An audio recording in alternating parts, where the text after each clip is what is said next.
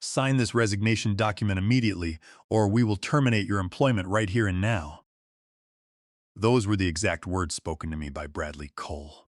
After 23 years of dedicated service to Apex Systems, the software company I helped build from the ground up, I was granted exactly 45 minutes to make a decision that would alter the course of my professional life. I ultimately chose resignation, but I absolutely refused to use their pre-drafted corporate template. Instead, I carefully composed my own version. It consisted of a single meticulously crafted sentence. 7 days later, their corporate attorney called me at exactly 8:15 in the morning. His voice was visibly tight with unrestrained panic. He said that we urgently needed to discuss the precise legal language utilized in my resignation letter. Bradley Cole, the newly minted chief executive officer, and Sean Miller, the new chief financial officer, went completely silent when I methodically explained what my carefully chosen words actually meant. But let me take you back to the very beginning. Let me explain in detail exactly how I ended up sitting in that glass-walled conference room at 3:45 on a Friday afternoon in November, watching three excessively confident executives realize they had just made a catastrophic error that would inevitably cost them everything they thought they had so cleverly gained. My name is George Henderson, and I am 54 years old. For 23 consecutive years, I proudly served as the Senior Director of Global Operations at Apex Systems, a highly specialized software development company based in Seattle, Washington. We focused almost exclusively on enterprise resource planning solutions for large-scale manufacturing conglomerates. I originally started my journey with the company back in October of 2002 as a junior operations analyst, fresh out of graduate school with my Master of Business Administration degree from the University of Washington. Back then, I was earning a modest $62,500 annually and living in a tiny, drafty studio apartment that somehow managed to consume more than half of my monthly net income.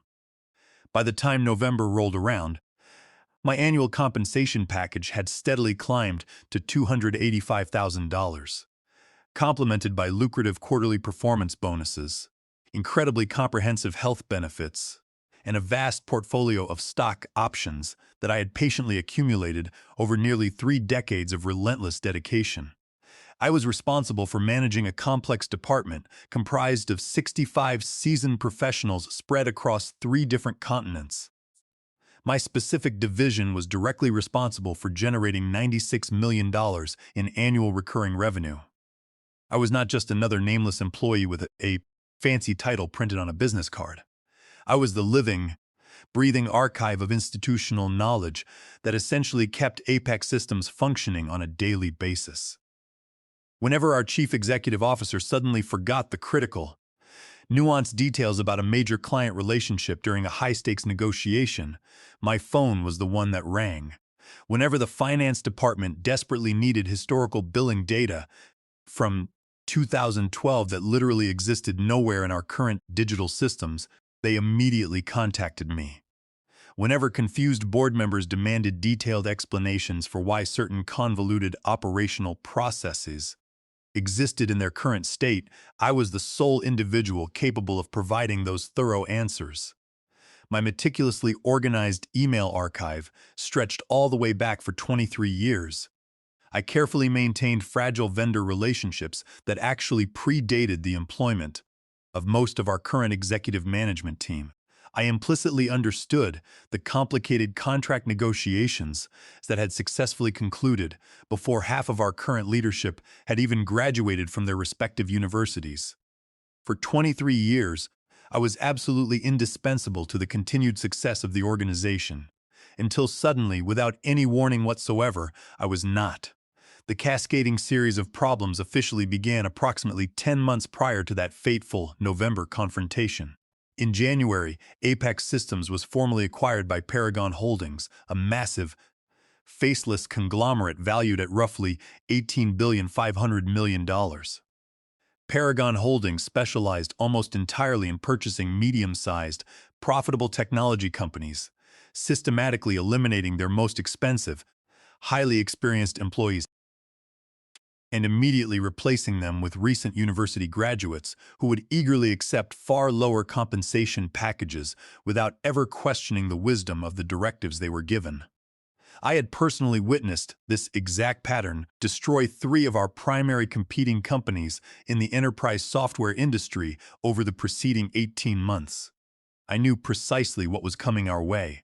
The corporate acquisition playbook literally never varied. The new management team arrives wearing expensive suits and making incredibly reassuring promises about long-term stability and operational continuity. Then, slowly but surely, they begin systematically eliminating anyone earning above $190,000 annually. They replace them with fresh, naive graduates making $95,000, who simply lack the professional experience to recognize that they are being completely exploited by a system designed to maximize short-term shareholder value. The acquisition was officially finalized on January 2nd, right after the New Year holiday. I found the timing to be appropriately, almost comically, ironic. The brand new management team confidently arrived on January 12th, marching into our lobby like conquering generals. Our new chief executive officer was Bradley Cole. He was 37 years old, boasted a fancy degree from an Ivy League institution, and had previously served as an executive at a flashy startup that had burned through $65 million in venture capital funding before collapsing spectacularly in a highly publicized bankruptcy. Despite his impressive credentials on paper, he possessed absolutely zero practical, hands-on experience in the granular details of enterprise software operations. The new chief financial officer was Sean Miller, a 35-year-old former senior consultant at a massive management consulting firm. Sean was undeniably brilliant when it came to constructing complex financial modeling scenarios and manipulating intricate spreadsheets, but he remained completely ignorant about how actual, functional businesses operated on a practical, daily operational level. The new chief operating officer was Zachary Brooks, 39 years old, who had been a vice president at Paragon Holdings for exactly 15 months, and he genuinely believed he understood absolutely everything there was to know about software development companies, simply because he had once managed a tiny subsidiary for 12 months before it failed catastrophically and was quietly liquidated. They immediately scheduled a mandatory company-wide town hall meeting for January 24th at 9:30 in the morning. Bradley Cole stood confidently at the front of our main conference room, a specialized space that I had personally helped design when we relocated to this modern building over a decade ago. I had spent weeks selecting every single piece of ergonomic furniture, fiercely negotiating every complex audio-visual equipment contract, and even spending an entire weekend choosing the specific calming shade of slate gray paint for the soundproof walls. It was a space I took great pride in, a physical symbol of my long-term commitment to the company. Bradley Cole delivered the standard, incredibly predictable corporate acquisition speech that I had already heard nearly word for word from colleagues at three other acquired companies. "We are incredibly excited about this strategic partnership," he announced loudly, projecting a rehearsed enthusiasm that successfully fooled absolutely nobody who possessed any real corporate experience. "I assure you, nothing fundamental is going to change around here. We deeply value your immense contributions. Your current positions are secure. Together, we will achieve unprecedented financial success." Paragon Holdings acquired Apex Systems specifically because of the exceptional talent in this room, and we are committed to preserving that unique culture and your invaluable expertise. I had heard this identical patronizing speech before, delivered with the exact same false sincerity and practiced hand gestures. Whenever high-level corporate executives go out of their way to promise that absolutely nothing will change, it almost guarantees that absolutely everything is about to change dramatically and painfully. I went home and began meticulously updating my professional resume that very evening at 9:45. Sitting alone at my oak dining room table with a generous glass of expensive red wine. But I also started doing something else. Something my grandfather had explicitly taught me during his 40 years working as a tough union representative, fighting tooth and nail for fundamental workers' rights. I started documenting absolutely everything. Every single email exchange, every newly implemented process document, every obscure contract clause, every informal vendor agreement, every client relationship detail, every subtly shifted policy, every modified procedure, and every casual conversation that seemed even remotely significant. I systematically backed everything up to 4 separate, heavily encrypted external hard drives that I kept hidden safely at home, utilizing military-grade encryption software that I purchased specifically for this purpose. I had learned this crucial, undeniable lesson from watching countless other successful companies get acquired and subsequently gut their most experienced staff members. They terminate you without warning, immediately lock you out of all internal computer systems before you can even stand up from your desk, and suddenly you possess absolutely zero proof of anything you accomplished over decades of service, leaving you with zero leverage to negotiate any reasonable severance terms. I refused to let that happen to me. The systematic terminations officially started in February, exactly 4 weeks after the acquisition closed. On February 18th at 9:15 in the morning, they unceremoniously fired 24 people. All of them were over 48 years old. All of them were earning more than $165,000 annually. All of them possessed multiple decades of irreplaceable professional experience. They quietly replaced them within 8 weeks, with recent college graduates making less than half the salary of their predecessors. The Human Resources Department conveniently referred to this mass exodus as a strategic organizational realignment. I, on the other hand, referred to it as systematic age discrimination and corporate wage theft. But I wisely kept my sharp observations completely private and continued diligently documenting every single termination, every new replacement hire, and every closed-door meeting where age or compensation was casually mentioned as a deciding factor. I recorded absolutely everything, building an impenetrable fortress of digital evidence. In March, they slowly began targeting me specifically. It started with small, insidious things initially. They subtly excluded me from high-level strategic meetings that I had personally facilitated and attended for years without question. On March 14th, there was an important quarterly strategic planning session that I had successfully managed for 12 consecutive years. This meeting had always been the cornerstone of our operations, and my exclusion was a glaring signal that they were pushing me out. I sat at my desk, watching the meeting room doors close, feeling the sting of rejection, but quickly turning that pain into fuel for my compilation of evidence. On March 28th, they abruptly reassigned 4 of my most critical primary responsibilities to a 30-year-old mid-level manager named Brandon Wood, who had been with the company for exactly 12 months and possessed absolutely no fundamental understanding of our intricate legacy systems or the complex, nuanced vendor relationships that I had spent years meticulously cultivating and maintaining. On April 10th, during a massive department-wide meeting with my entire operational team present, they openly and deliberately questioned my strategic decision-making abilities in front of everyone. They heavily implied that I was unfortunately out of touch with contemporary operational methodologies and modern software deployment strategies. It was a classic, textbook corporate intimidation tactic designed specifically to make me feel humiliated so I would quietly quit voluntarily, ensuring they would not have to pay me the proper, legally mandated severance package. But I stubbornly refused to quit. I continued showing up every single day, performing my demanding job flawlessly, and silently documenting every slight, every deliberate exclusion, every undermining comment, and every blatant instance of professional disrespect. My personal human resources file was absolutely, undeniably spotless. 23 years of outstanding, glowing performance evaluations, 0 disciplinary actions of any kind, and multiple prestigious corporate recognition awards, including Operations Excellence in 2018, Leadership Innovation in 2020, and a Distinguished Service Award in 2023. They definitively knew they could not legally terminate me for cause, and they absolutely hated that undeniable fact. On May 22nd, they eagerly attempted a completely different strategic approach to dislodge me. Sean Miller called me into his spacious corner office at 4:30 in the afternoon. That timing is always a terrible, ominous sign. Friday afternoon corporate meetings almost universally mean bad news. Outside his office, the gray Seattle rain was streaking the large floor-to-ceiling windows, casting a somber mood over the Puget Sound.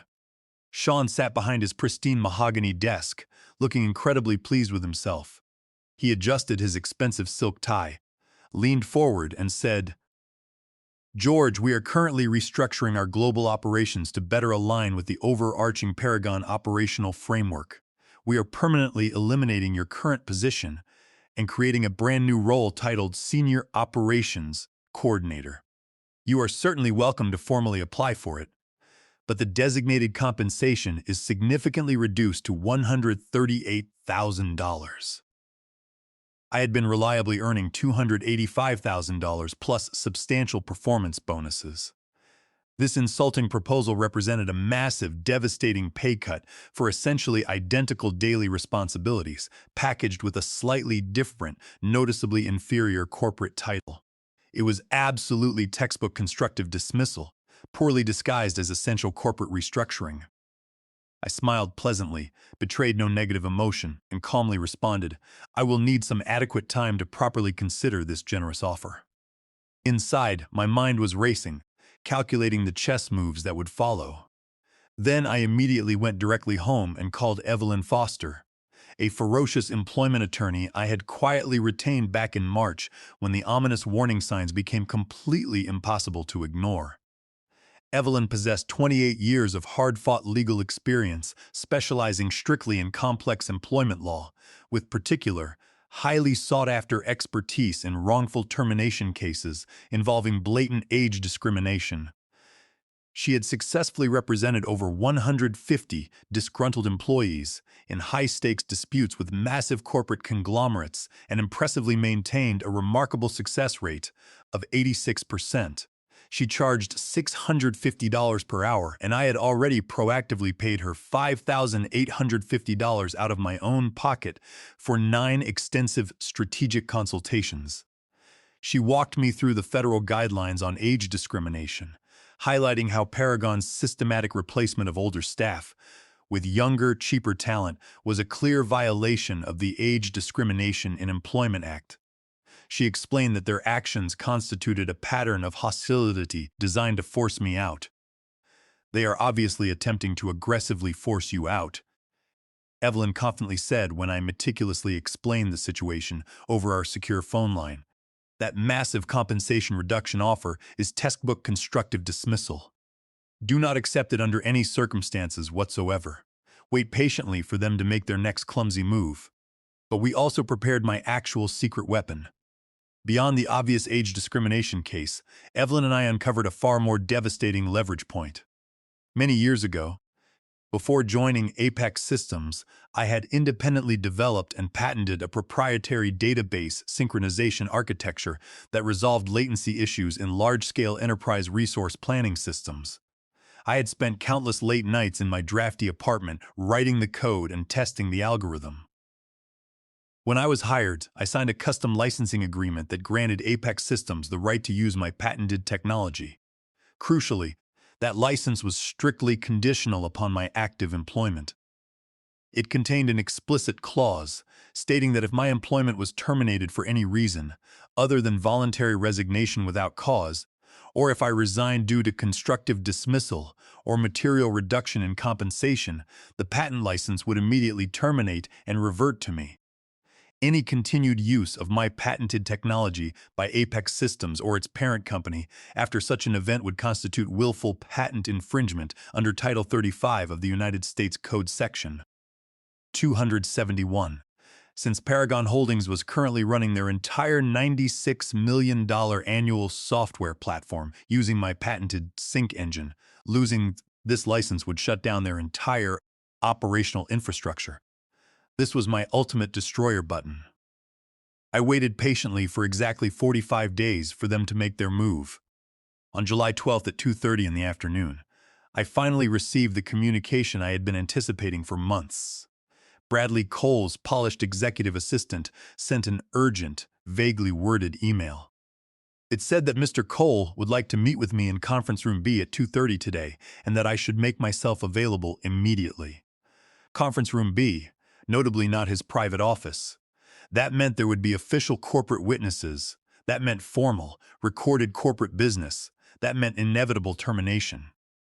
I printed out my one-sentence resignation letter, the exact one Evelyn and I had drafted 5 weeks earlier. I folded it carefully and placed it in my suit jacket pocket. As I walked down the long carpeted corridor toward conference room B, I noticed a sudden shift in the office environment. Younger colleagues who usually greeted me warmly now suddenly looked down at their keyboards or adjusted their monitors, avoiding all eye contact. The corporate rumor mill had clearly been working overtime, and everyone knew that the axe was about to fall on my 23-year career. Yet, instead of feeling the cold dread that usually accompanies such moments, I felt a strange, solid sense of calm. I knew what lay in my pocket, and I knew what lay in my spreadsheet. I was not walking to my execution. I was walking into a trap of their own making. I walked to conference room B at exactly 2:30. Bradley Cole, Sean Miller, Zachary Brooks, and Linda Jenkins from Human Resources were already seated on one side of the long mahogany conference table. 4 expensive leather portfolios were arranged neatly in front of them, along with 4 matching silver pens and 4 matching expressions of false, rehearsed sympathy. Bradley Cole gestured toward the single isolated chair positioned across from them. I sat down calmly. I had mentally rehearsed this exact pivotal moment at least 80 times. George, thank you for making time to meet with us. On short notice, Bradley Cole began with forced, artificial friendliness. We urgently need to discuss your long-term future with Apex Systems. The translation was clear. They were terminating my employment. He continued. As you are well aware, we have been restructuring to align with Paragon's broader operational framework. We have made some difficult decisions about our leadership structure moving forward. After painful consideration, we have decided to move in a different direction with the global operations role. The translation was simple. I was fired, and they were hiring someone younger and cheaper. I said absolutely nothing. I just sat there and waited. Evelyn had coached me on the psychological power of silence. She advised me to let them talk, let them make their threats, observe everything, and stay completely calm. Sean Miller jumped in, his voice dripping with false sympathy. This is obviously a difficult situation for everyone, George. We recognize your 23 years of service, but we believe it is best for you to pursue new opportunities elsewhere. We are prepared to offer you 2 options today. He slid a thick manila folder across the table. Inside were 2 documents, both prepared for my signature. Option 1, Sean Miller said, you voluntarily resign effective immediately. We will provide 4 weeks of severance compensation. That amounts to $14,400 plus your accrued vacation time. We will provide a neutral professional reference. You get to leave with your dignity intact. 4 weeks of severance after 23 years of dedication was insulting. Washington state law did not require severance, and they knew it. They were counting on me being too frightened to fight. Sean tried to paint this 4 weeks of salary as a special concession to see, telling me that they went to bat for me with corporate to secure this package because they respected my long history. I wanted to laugh. Zachary Brooks added, Option 2 is that we terminate you for restructuring right now. You receive nothing, no severance, no vacation payout. We will note in your file that your position was eliminated due to redundancy, which does not look good for future jobs. That was a blatant threat. They were telling me to take the pittance, or they would make it harder to find work elsewhere. Zachary leaned forward, adding that at my stage of career, a termination for redundancy on my record would make finding another director-level position nearly impossible in this competitive tech landscape. They were trying to scare me into signing. I opened the folder. Inside was a pre-written resignation letter on Apex Systems letterhead. The letter stated that I resigned effective immediately and unconditionally released the company from all claims, including any rights to pursue action under the Age Discrimination in Employment Act. I looked at the 4 of them. They were young, confident, and certain they had backed me into a corner. Bradley Cole checked his watch. Sean Miller smirked, enjoying his perceived power. Zachary Brooks leaned back, acting like they had already won. I thought about my grandfather, who spent 40 years as a union construction foreman. He taught me a lesson when I was 16. Never sign anything without reading it 3 times, and never let people in expensive suits bully you. You have legal rights. Use them. I will resign, I said calmly, breaking the silence. Relief flooded their faces. Bradley Cole smiled. Excellent decision, George. Very professional. You can just sign right there. I will write my own personal resignation letter, I interrupted firmly. The smug smiles faltered, replaced by looks of confusion. We prepared one that covers the legal requirements, Sean Miller stammered. I will write my own, I repeated, leaving no room for debate. Unless you plan to dictate the words in my personal letter. Bradley Cole hesitated. He knew he could not force me to use their template. Fine, write your own. We need it by 5 of the clock sharp.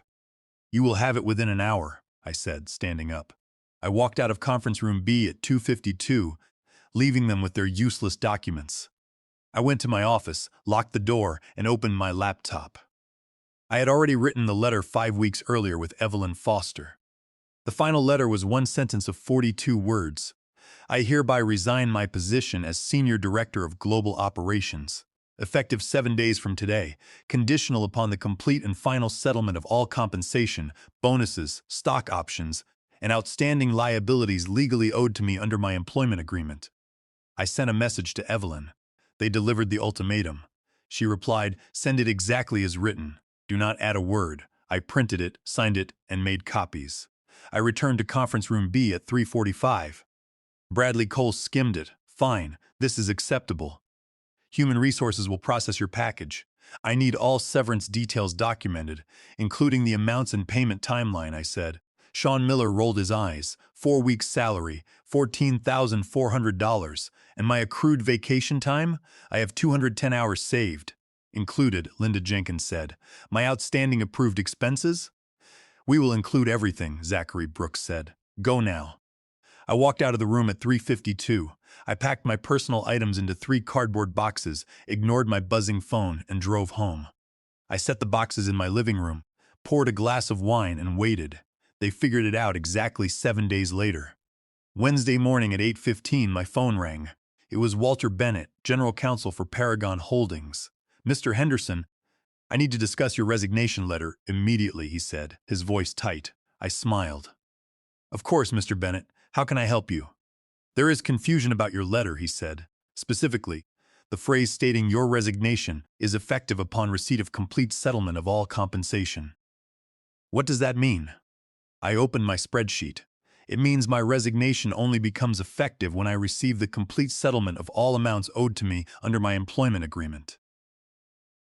Furthermore, your forced restructuring constitutes constructive dismissal, which automatically terminates my proprietary database sync patent license. Since Apex Systems runs its software using my patented technology, any continued use after my termination constitutes willful patent infringement under Title 35 of the United States Code Section 271. That carries treble damages and an immediate injunction. Until the patent buyout and final settlement are received, my resignation has not taken effect, meaning I remain an active employee and you are using my patent without authorization. A long silence followed. Can you repeat that? He stammered. My resignation is conditional, I said. It does not take effect until you pay me what is owed, including the patent buyout. What do you believe we owe you? Here is the breakdown, I said.